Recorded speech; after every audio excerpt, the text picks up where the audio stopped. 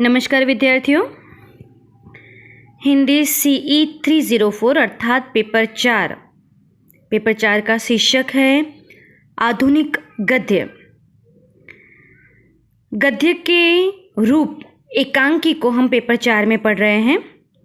7 श्रेष्ठ एकांकी नामक पाठ्य पुस्तक में दीपदान एकांकी पर हम चर्चा कर रहे हैं। दीपदान जो एकांकी है वो डॉक्टर राम कुमार वर्मा द्वारा रचित है।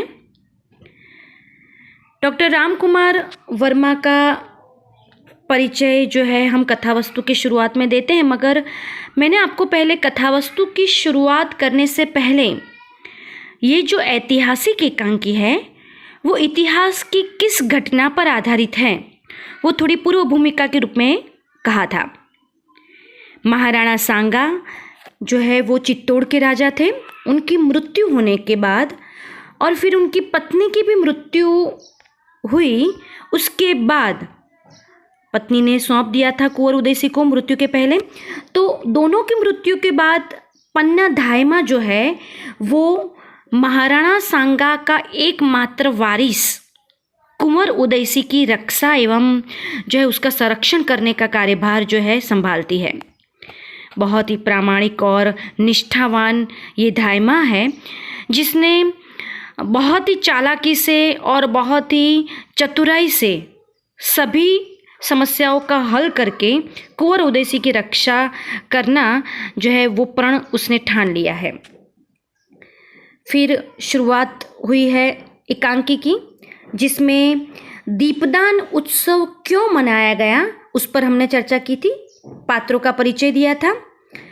कथावस्तु की जब शुरुआत हुई थी तो सबसे पहले हमने ये भी आपको बताया था कि महाराणा सांगा की मृत्यु के पश्चात महाराणा सांगा का उत्तरदायित्व यानी राज्य का उत्तरदायित्व विक्रमादित्य संभालता है, मगर विक्रमादित्य के कुशासन से सब लोग परेशान थे। तो उनका फायदा उठाकर बनवीर जो है, बनवीर कौन था? महाराणा सांगा का छोटा भाई जो था पृथ्वीदास, उसी का दासी पुत्र था, यानी महाराणा सांगा के भाई का दासी पुत्र। इसी से उसकी एक मनोकामना थी और राज्य को हड़प लेने की एक ऐसी कुभावना थी जिसके कारण उसको मौका मिल जाता है विक्रमादित्य को मारकर, फिर उदयसिंह को मारकर महाराणा सांगा का जो पद है, राजा का पद, वो हासिल कर लिया जाए। अब एकांकी की शुरुआत यहाँ से होती है। अब तक जो थी वो एकांकी की पूर्व भूमिका है। वैसे कथावस्तु जब आप शुरुआत करते हैं लिखने के लिए, दीपदान एकांकी की कथावस्तु पर प्रकाश डालिए, तब एकांकी की कथावस्तु लिखते हैं तो आपको ये तो कहना ही है कि क्यों दीपदान उत्सव रखा गया था, जो मैंने पहली और दूसरी स्लाइड में आपको बताया है। फिर जब पर्दा उठता है और यदि ये एकांकी अभिनीत होती है तो एकांकी की शुरुआत यहाँ से होती है रावल स्वरूप सिंह की लड़की सोना के आगमन से। उसके पहले नेपथ्य के बाहर जो है, नेपथ्य के पीछे से नाच गानों की जो है आवाज़ सुनाई देती है। थोड़ा समय मंच जो है रिक्त होगा। एक बड़ा कक्ष है उदयसिंह का, मैंने आपको समय भी बताया था 1536, और स्थान है कुंवर उदयसिंह का कक्ष। तो कुंवर उदयसिंह का कक्ष बताया होगा। अभी कोई व्यक्ति वहाँ जो है नहीं, मंच पर हाजिर नहीं है, मगर पहले जो है नाच गान बताया है, जिससे प्रेक्षकों के मन में एक प्रश्न उपस्थित हो कि ये कोई त्यौहार ऐसा कुछ होगा, इसीलिए ये नाच गान जैसा जो है माहौल दिखाई देता है या माहौल सुनाई देता है। उन नाच गान के माहौल में ये जो पन्ना है उसका प्रवेश होता है और उसके साथ ही साथ कुंवर उदयसिंह का प्रवेश होता है एकांकी की शुरुआत में। फिर कुंवर उदयसिंह जो है जिद करते हैं वहाँ जाने के लिए। नृत्य गान यानी कि दीपदान का महोत्सव है जिसमें नृत्य गान हो रहा है वहाँ। तब पन्ना धायमा एक थोड़ी चिंतित स्वर में है और फिर वो जो है बहुत प्रेम से, और चिंता भी उसके भीतर है, वो प्रेम से उदयसिंह को मना करती है। और इतने में सोना का प्रवेश होता है। सोना का प्रवेश होने के बाद पन्ना धायमा और सोना के बीच जो है बातचीत होती है, जिसमें सोना की जो कुभावना है या कुंवर उदयसी को परास्त करने की भावना है, बनवीर से मिलने की भावना है, वो प्रदर्शित होती है। वो धायमा को भी कहती है कि पहाड़ बनने से क्या होगा, ये सब बातें करती है। तब पन्ना धायमा बहुत क्रोधित भी होते हैं और उसको जो व्यंग्यपूर्ण शब्दों से उसको फटकार कर वहाँ से जो है उसको रवाना कर देती है सोना को, और कह देती है कि नहीं, कुंवर उदयसी जो है सोए हुए हैं, तुम उससे नहीं मिल पाओगी। यानी कि सोना से कुंवर उदयसी को नहीं मिलने देती। अब फिर क्या होता है कि कुंवर उदयसी की जो संरक्षिका पन्ना धायमा है वो इतनी दूरदर्शी थी कि फिर यही सोचने लगती है कि ये दीपदान का महोत्सव बिना त्योहार, बिना कोई अच्छी घटना बने बनवीर ने क्यों मनाया है, उसका आयोजन क्यों किया है।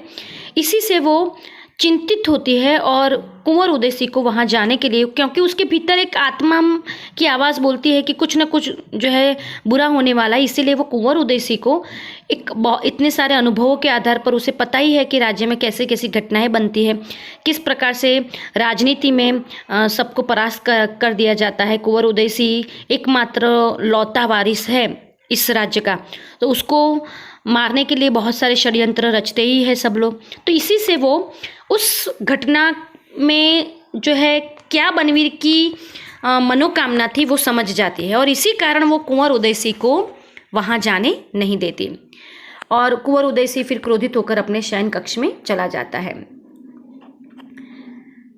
इसी समय अब आपको ये ध्यान में रखना है, यहाँ तक हमने कथा वस्तु की बात की थी। कथा वस्तु को आगे बढ़ाते हुए हम कहेंगे कि जब कुंवर उदयसी अपने शयन कक्ष में चले जाते हैं और जो है सोना जो है उसको भी मिलने नहीं देते, फिर क्या होता है कि प्रवेश होता है किसका, 13 वर्षीय पुत्र चंदन का। जो चंदन जो है वो पन्ना धायमा का अपना सगा पुत्र है। ठीक है, कुंवर उदयसी तो जहाँ वो धायमा थी, दासी हम नहीं कह सकते, तो राजा का पुत्र था कुंवर उदयसी, वो एक फर्ज के रूप में एक पुत्र था, मगर ये चंदन तो उसका अपना पुत्र था। वो चंदन जो है उसकी आयु 13 वर्षीय है, वो उसका आगमन होता है। पन्ना उसे जो है भोजन का आग्रह करती है, मगर चंदन जो ये कहता है कि नहीं, पहले ये बताओ कुंवर उदयसी कहाँ है, मैं तो उसके साथ ही भोजन करता हूँ और मैं उसके बिना तो नहीं खा पाऊँगा, मैं अकेला तो मुझे अच्छा ही नहीं लगता। तब पन्ना धायमा उसे समझाती भी है कि नहीं, कुंवर उदयसी को मैंने सोने के लिए भेज दिया है।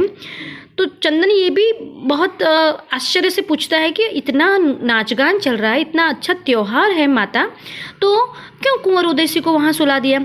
और रही बात मेरी, तो मुझे तो ये नाच गाना देखना या जो है अच्छा नहीं लगता, मगर फिर वो एक स्वप्न की बात करता है जिसमें जंगली खरगोश को उसने देखा था। अब 13 साल का पुत्र जो है जिस प्रकार से नादानियत से बातें करता है, यहाँ वो बताया गया है।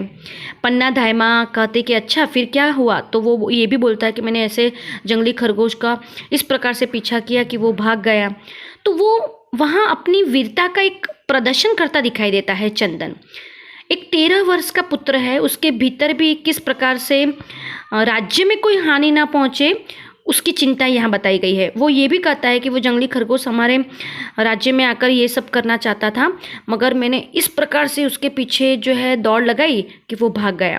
पन्ना धायमा कहते कि हाँ, राजपूतों को ऐसे अनिष्टों का तो सामना करना ही चाहिए, तुमने बहुत अच्छा किया, स्वप्न में भी तुमने अच्छा किया।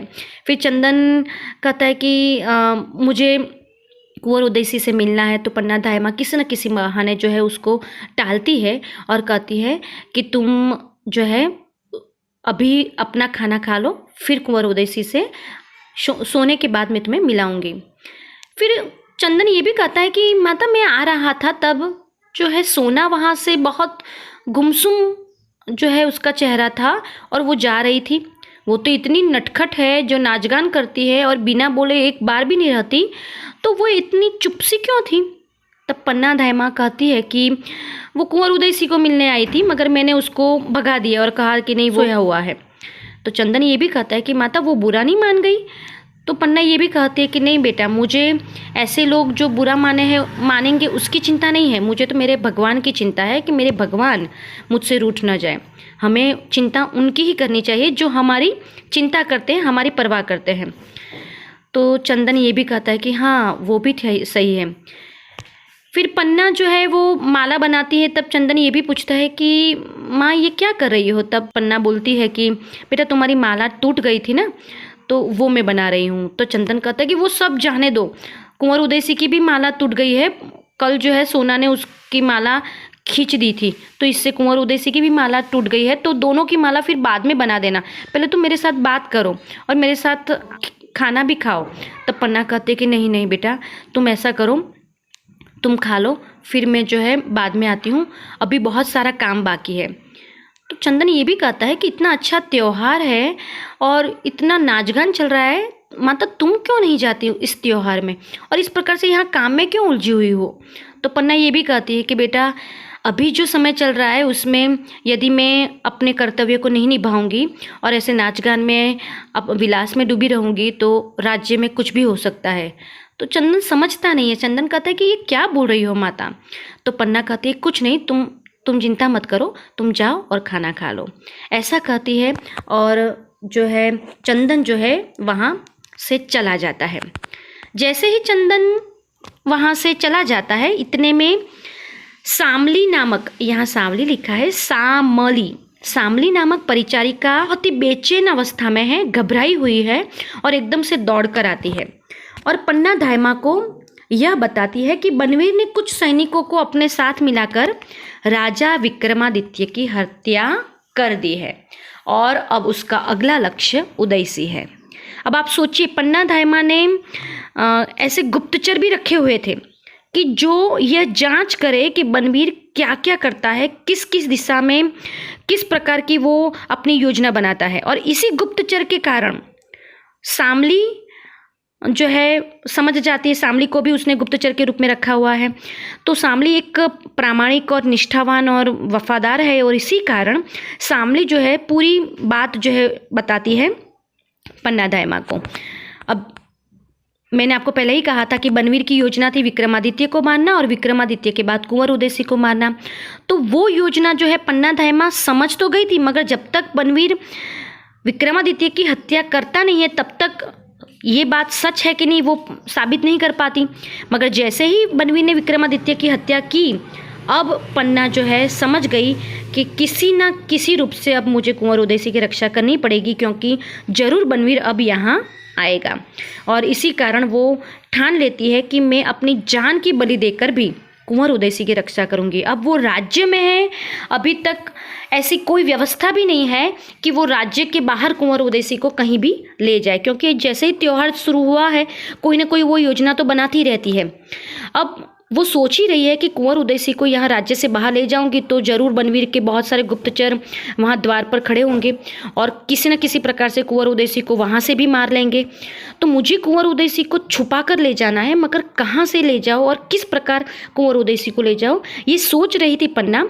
इसी में किरत जो बारी है उसका प्रवेश होता है और वो जो खाना खाने के बाद जूठी पत्तल उठाते हैं ना, तो वो कुंवर उदयसी की जूठी पत्तल उठाने के लिए आया था और पन्ना धायमा के कक्ष में जो है वो प्रवेश करता है। धायमा के कक्ष में वह प्रवेश करता है, उसके बाद पन्ना धायमा के मन में कैसी योजना आती है और किस चालाकी से, त्वरित निर्णय शक्ति से वो अपनी योजना बनाती है, उस पर हम अगले वीडियो में चर्चा करेंगे।